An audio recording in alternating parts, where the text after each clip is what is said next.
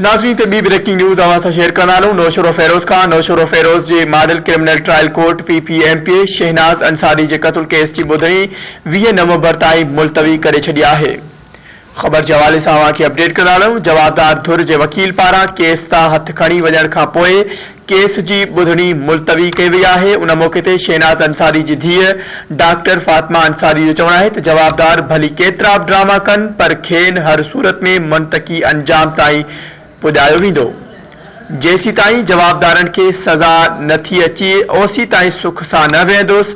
अहम ख़बर जे हवाले सां अवां खे अपडेट करे आहियूं। हिकु भेरो ॿीहर जवाबदार धुर जे वकील पारां केस तां हथ खणण वञण खां पोइ केस जी ॿुधणी मुलतवी कई वई आहे।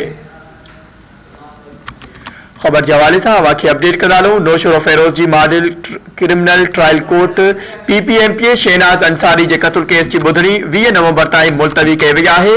इन हवाले सां वधीक तफ़सील मालूम कंदासीं। धरती TV नौशरो फेरोज़ जो रिपोर्टर इमाम बख्श मशहूरी असां सां लाइन ते मौजूद आहे। इमाम बख्श अपडेट कजो, वधीक छा तफ़सील आहिनि? जी बिल्कुल ही नौशरो फेरोज़ जी मॉडल क्रिमिनल कोर्ट में PPV जी शहीद MP शहनाज अंसारी जे क़त्ल केस में अॼु ॿुधणी थी, जेका जवाबदार जे वकील हथ खणी वञण करे 20 नवंबर ताईं मुलतवी कई वई आहे। उन सिलसिले में शहीद अंसारी जी धीउ PP लेडीज़ वंग जी सदर डॉक्टर फातिमा अंसारी अदालत पारां मीडिया सां ॻाल्हाए वई। जवाबदार चयो आहे त जवाबदार केॾा ड्रामा करे पर कामयाबी हर हाल में हक़ सच जी थींदी। सलाम आहे उन्हनि वकीलनि खे जन बेगुनाह क़त्ल थियल शहीद शहनाज अंसारी जे ॿुधी मुखालफ़त में नथा बीहनि।